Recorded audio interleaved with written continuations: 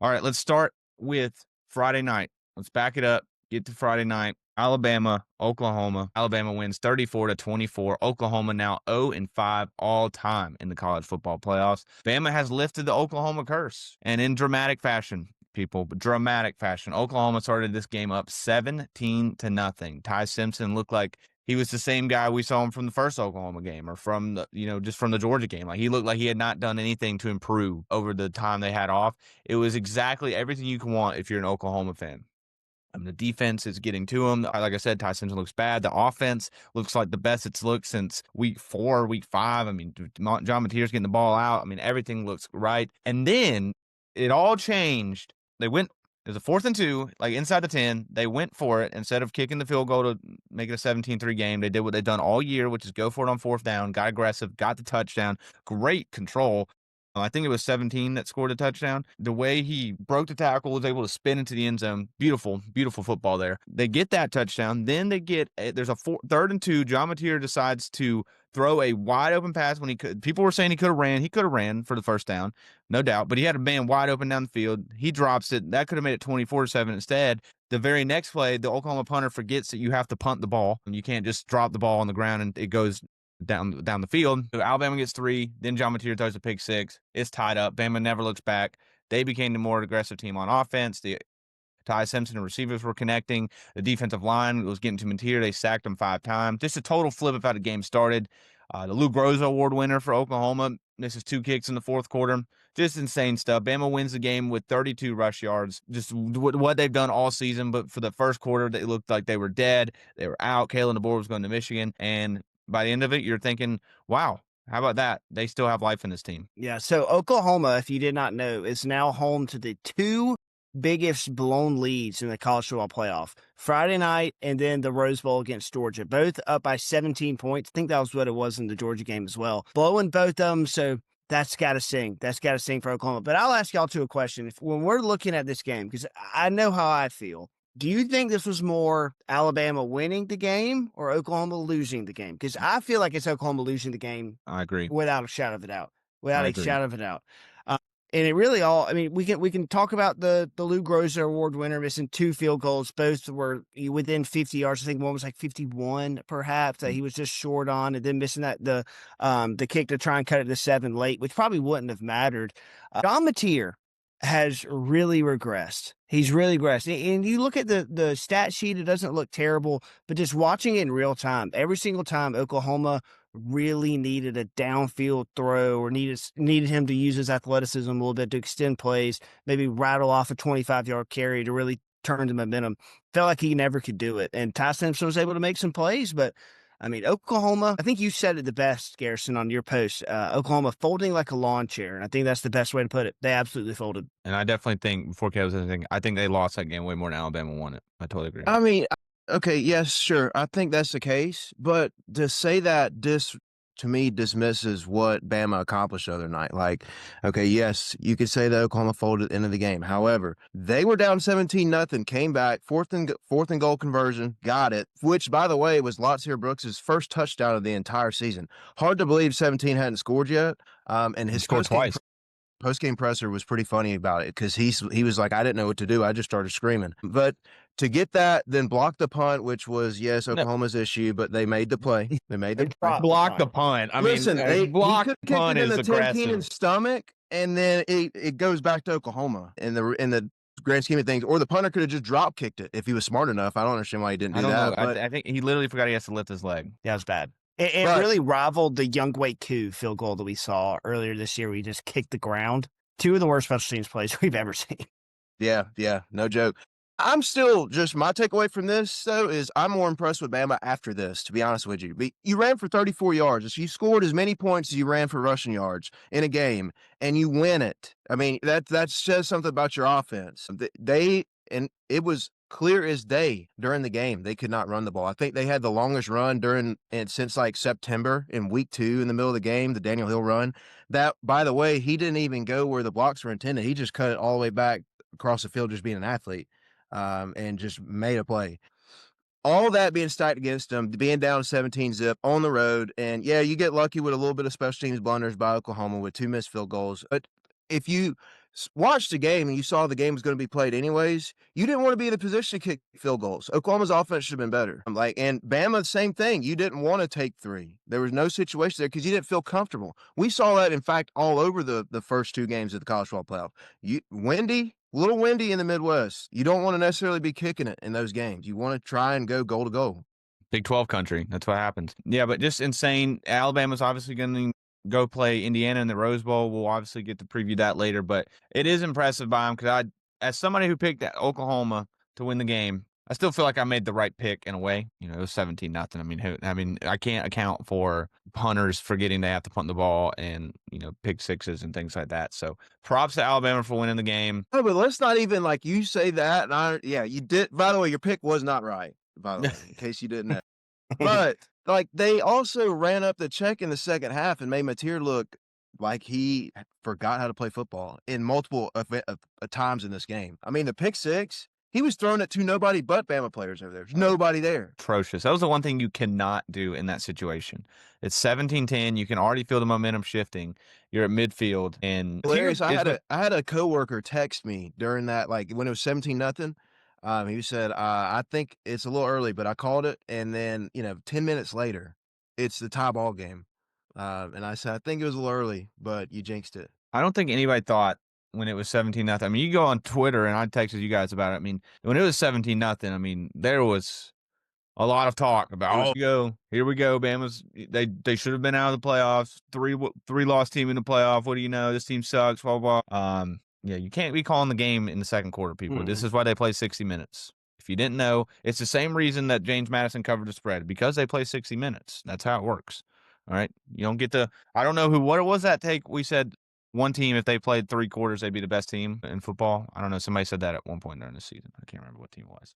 But congrats to Alabama. They're moving on to play Oklahoma. Let's talk about the second game of the playoffs. Miami 10, Texas A&M 3 in Kyle Field. I just want to say this real quick. I made that video yesterday of me sleeping and waking up and the game being over. A lot of people in the comments tell me I'm a casual. I don't really like football, blah, blah, blah. To those people, I just wanted to ask you, where are your takes? Where are your takes? Where is your video?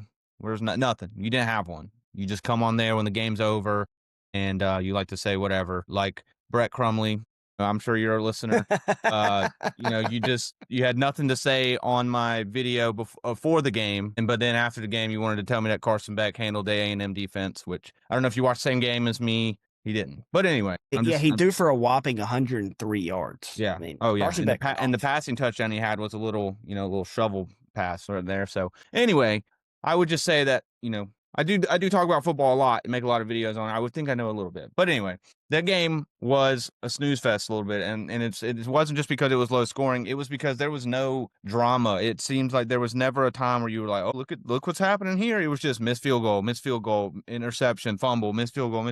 And it never felt like either team was taking control or somebody was taking control back of the game until the last 5 minutes, really. Like until A&M gets that field goal to tie it at 3 with 5 or 6 minutes ago, then they, or maybe it was more than that, but then they get the fumble from Malachi Toney.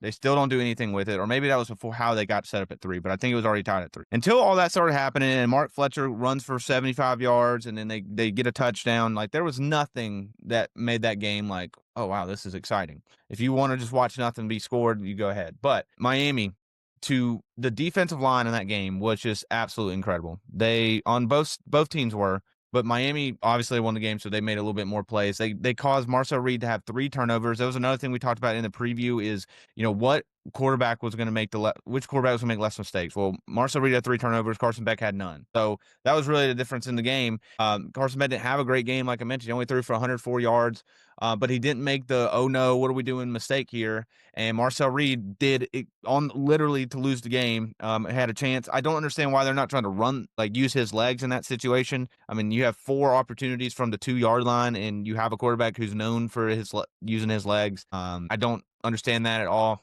But Miami gets a huge win, and tough look for the Notre Dame crowd to see Alabama and Miami win. The 2 teams that they said they should have got in over. Insanely low-scoring game, but The last 5 minutes were electric. Malachi Tony and Mark Fletcher were the best players on the field when they were on the field. You could say Ruben was the best player on the field overall if you wanted to. You'd have that argument. But when Malachi Tony and Mark Fletcher were on the field, they were the best players on the field, and they were basically the whole reason Miami won this game. Yeah, no, 100%. And listen, I'll back your take. This was a pretty boring game. It was a pretty boring game. It was, this was a classic defensive slugfest, right? A little offensive struggle. Not every time those games happen, they're boring, but there was hardly any, we didn't have like a pick six or a scoop and score, like a huge fumble return to the 3 to shift momentum crazy. It happened a couple of times, but every single time it happened, the offense never could cash in. There was 5 missed field goals in this game, which, to be fair to the kickers, I think they had like 30-mile-an-hour winds in that one. Molly McGrath's hair was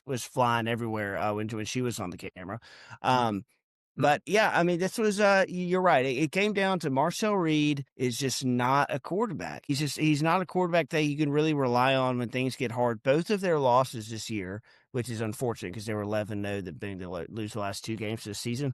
That's tough. But both their losses, they were in it. Marcel Reed, really bad turnover. That's how they've lost both their games this year. And I'll also say this, that last interception that Marcel threw, he had the guy in the end zone. If he puts it out in front of him, bang, it's a tie game. I was watching it and I saw it develop and I was like, oh, he's got him. It seemed like he was late too.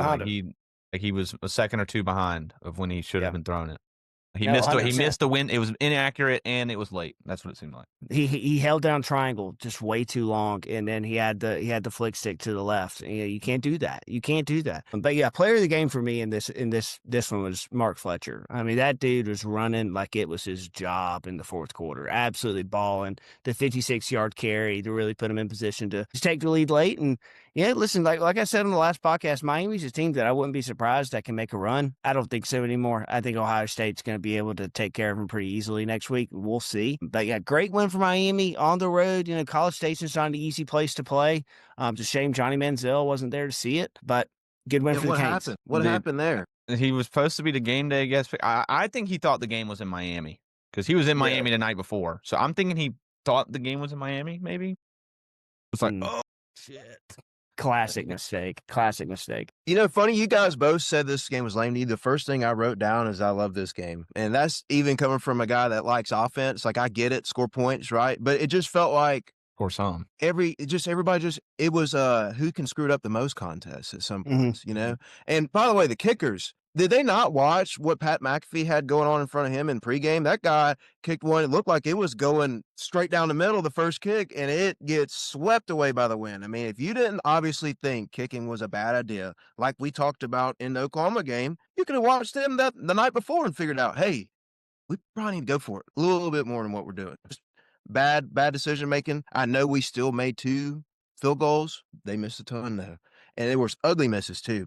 If you watch just the game from start to finish, and let's say you're betting on one of the teams, because it was a 1.5, so it's going to be tight the whole time. I thought it was pretty riveting to see. And I didn't have nothing else going on. I was just locked in on the game. But, last week, my analysis was Marcel Reed's going to be the problem. I don't trust him. And that showed up to be the case and to be true. Le'Veon Moss gave him a little bit of a bump in the run game. But I felt like they should have ran Marcel Reed a little bit more than what they did. Like in the first quarter, they were doing it. It was just 7 or 8 yards a pop. And they just got away from it completely. Don't understand that. And just assume that he could be able to throw the ball. And look, the 2-minute drill at the end of the game was awesome until they decided to put the ball in the air with Marcel Reed again. Like, I really don't understand run the ball, especially when you get down to like the 2-yard line. I know you threw your way down there, but if you're Texas A&M and you have your identity, you should believe that you can pound the football in on the goal line to get you into the next round of the playoffs or whatever it may be, even overtime. So, look, I think Mike Elko, though, they're going to be probably a little bit better next year. We'll see if they do anything different, the quarterback situation. I assume Marcel Reed's going to be coming back next year. Maybe they look to bring in some competition of some sort, but Texas A&M will be just fine. Yeah, I think they'll still be good. And I think really it didn't seem like Mario Craver and Concepcion were really like big X factors in this game like they probably should have been. So that, there you go with that. Their run game was pretty non-existent the whole game. They were getting beat on the line of scrimmage, it seemed like, on the offense and on defense. Like Miami was pushing them when Miami was on offense. Obviously, Mark Fletcher ran for like 175 yards. And then on the defensive side, on Miami's defense was obviously causing havoc all day, which tough look for that Texas A&M offensive tackle that said in his press conference he didn't think Reuben Foster would be a problem. Also, Yeah, Reuben that's not Foster good. didn't know what that guy looked like. You mean Reuben Bain, right? Reuben Bain. I keep saying Reuben Foster. Reuben Bain. Reuben Bain, Foster was good, funny looking character. I mean, I just want to say that. But and also Miami up front, dude, I think they're one of the formidable ones. They could give Ohio State a little bit of an issue. Just the quarterback play's got to be way better if they think they can compete against him. Yeah. I mean, it's Carson Beck's going to have a way better. They're just, I mean, the offense in general is going to have to be way better. But that game, I feel like that game's going to end up being low scoring too, as well, in the Cotton Bowl on New Year's Eve night. We'll talk about that a little later, but big game. And then obviously we had the last two games where, you know, we expected what we expected. Ole Miss smacked Tulane 41-10. Oregon was up 34-3 on James Madison within like a quarter. I mean, it was pretty quick. They started whooping. They scored a touchdown on their first 5 drives, and it took them like 6 plays or less each time. Okay, so obviously everyone's got to take, and I think we're all in conclusion the G5 problem that we had this season. It's a tough look, and I think we were talking about it last night, and I don't know if you were still there or if you had left, Caleb, but I was saying that we're going to end up in this situation where either A, well, here's the thing. People want the 12 best teams in, right? That's what everybody thinks we should have. Well, I don't think we're ever going to be in a situation where the conference champions don't have an automatic bid unless we just get rid of the conference championships. So do we think we're probably just going to end up getting rid of the conference champions to avoid having to give a G5 team a playoff? Or what's the solution here is what I'm asking. If you get rid of conference championships, you're going to erase some of the fabric of college football. Those are important. SEC championship game has been held for how many years? You're just going to just say, no, just because for the sake of the playoff that these commissioners that know everything that they're doing and talking about and made the rules, by the way, to get the people in the playoffs that are in and screwed it up in the first place, we need to coddle to them and get rid of our 60, 70 years traditions. No, screw off. Mm-hmm. That's terrible. Yeah.